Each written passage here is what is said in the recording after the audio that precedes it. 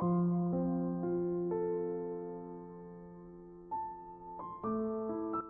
sari nasihat dari Huang Mu atau Bunda Suci, Part 2. Mengikuti jejak suci, menyebarluaskan ajaran Tao yang sejati, memerintahkan 3 Buddha, mengatur akhir zaman. Jika tetap tidak mau mohon kepada Buddha Cikung untuk dilintaskan, maka badan ini sulit menghindari sengsaranya tumimbal lahir. Para putra Buddha harap mendengarkan dengan seksama nasihat yang kedua.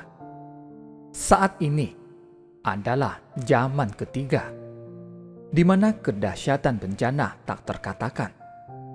Langit akan musnah, bumi akan ludas, dan hawa pun habis. Bunda sungguh tak tega melihat anak-anakku menderita. Memberi kesempatan untuk menempuh jalan kesadaran searah benang emas yang aku turunkan, menyebarluaskan jalan ketuhanan ke seluruh dunia untuk menuju hakikat satu kebenaran. Mengutus Buddha Maitreya sebagai penguasa langit. Semua aliran kembali ke jalan benar. Memerintahkan Buddha Cikung sebagai pemegang kendali ajaran Tao yang mujizat, di mana beliau berwujud sebagai Mahaguru Chang Tianren. Dengan diberinya kuasa kepada Buddha Maitreya, maka semua dewa wajib membantu tugas penyebaran Tao. Semua Buddha dan para suci dengan macam-macam cara membantu melaksanakan firman Tuhan. Di alam abadi, Laumu tak menyisakan dewa, Buddha, dan para suci. Semuanya telah turun ke dunia fana. Walaupun langit dan bumi maha luas, tetapi tak seagung firman Laumu atau Tuhan. Siapa saja yang taat akan sentosa, yang melanggar akan binasa. Setegas langit dan bumi bedanya. Lintasan umum 3 alam loka ini tak pernah terjadi sebelumnya. Sepanjang sejarah, tak pernah ada peristiwa mujizat seperti saat ini. Di atas dapat melintas para suci, para dewa yang ada di alam hawa. Di tengah dapat melintas manusia yang berbudi, dan di bawah dapat melintas roh yang ada di akhirat. Menampung semua aliran dan paham untuk kembali ke sumber yang sejati, menyebarluaskan rahasia akhir zaman dan kemujizatan ajaran jalan ketuhanan atau Tao. Satu petunjuk telah membuka kunci rahasia, sehingga timbullah badan kencana. Pertama mengajarkan kedua tangan berbentuk tanda suci seperti gunung keramat. Kemudian membuka pintu rahasia roh permukim yang merupakan gerbang dharma sejati di zaman pancaran putih. Selanjutnya mengajarkan mantra yang tak berbentuk huruf untuk digunakan berkomunikasi dengan para suci. Bila mantra tersebut digunakan, maka para dewa, para Buddha, dan para suci akan datang memberi perlindungan.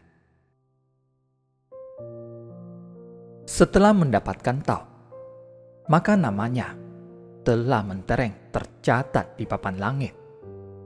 Hutang-hutang dosanya telah terhapus di neraka, sehingga terlepas dari penderitaan dunia. Ucapan pagi mendapatkan tau, sore mati pun puas, mencerminkan betapa pentingnya satu petunjuk dari guru sejati. Setelah ditunjuk, kemujizatannya tak ternilai harganya, sebab dapat langsung ke nirwana. Inilah dharma tingkat puncak, yang hanya perlu satu langkah sederhana saja. Melepas badan yang fana ini menjadi suci, dan hidup abadi di alam bahagia. Semua ini bukan omong kosong, tetapi nyata dan terbukti. Misalnya waktu meninggal dunia, badan yang palsu ini dapat membuktikan fakta tersebut. Musim dingin, jasadnya tak menjadi kaku. Musim panas, jasadnya tak berbau busuk. Wajahnya juga berekspresi tentram. Dari kerangka jasad saja sudah membuktikan kesempurnaan badan kencananya. Bila masih kurang yakin, dapat juga memanggil rohnya datang ke tempat ibadah untuk membuktikan semua peristiwa ini adalah benar dan nyata, sedikit pun tak dusta. Tahu yang suci berdasarkan firman Tuhan yang sejati. Di tiga alam loka tiada duanya. Ada garis warisan tau dari leluhur hingga sekarang secara jelas. Sebagai penguasa terakhir adalah Buddha Cikung yang berwujud sebagai Mahaguru Chang Tianran. Membina diri di rumah seperti orang santri di zaman dulu. Para dewa dan para Buddha di langit telah turun ke rimba timur atau dunia, di mana-mana memberi mujizat dan tanda untuk menyadarkan umat yang tersesat.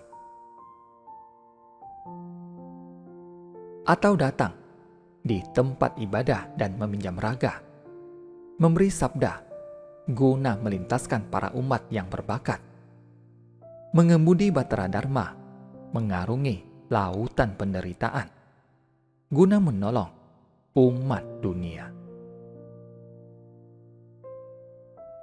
Tuhan menggunakan manusia untuk mengerjakan lintasan tiga alam loka. Karenanya, semua orang seyogianya giat menjalankan dan selalu menuntut maju, mewakili Tuhan dan Mahaguru kita menjalankan tugas suci ini.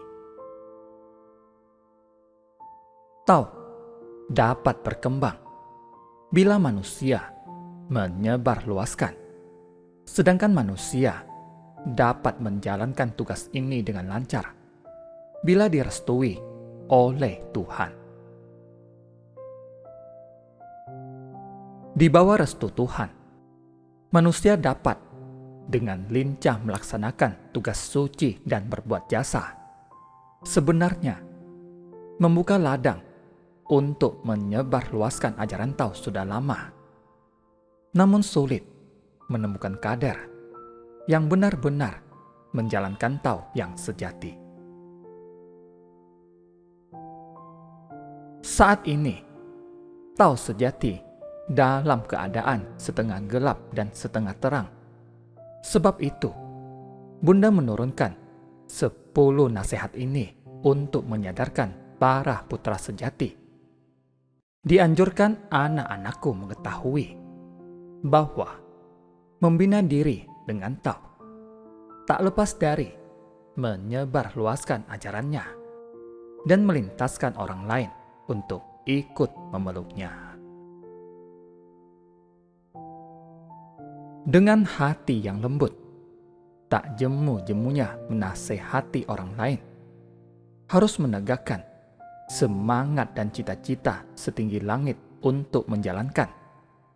Kalau hanya bermotif mencari populer lalu memeluk tahu, orang yang demikian akhirnya pasti sulit kembali ke kampung halamannya di surga. Atau berkedok palsu, menunaikan tugas dengan sekenanya. Orang yang demikian akhirnya pasti terjerumus ke bawah tak tertolong. Atau menjalankan ajaran Taois setengah hati, maju mundur dan berhenti di tengah jalan. Orang yang demikian, rohnya pasti tertindas di bawah gunung neraka untuk selama-lamanya. Harap putra-putriku cepat-cepat sadar, senantiasa bersemangat maju, membina diri supaya sempurna. Bila perbuatan kebajikan di luar sudah cukup, maka watak pribadi yang di dalam pasti prima. Salah satu cara ialah cepat-cepat melintaskan orang lain yang belum sadar. Ini adalah berdharma tingkat atas. Ibarat ribuan kuntum bunga teratai bersemi di dunia fana. Walaupun engkau adalah titisan seorang dewa atau Buddha suci yang turun di bumi, bila tidak memiliki jasa sejati dan hati yang benar-benar welas asih, engkau akan sulit kembali ke surga. Sebab itu, dengarkan nasihat Laumu.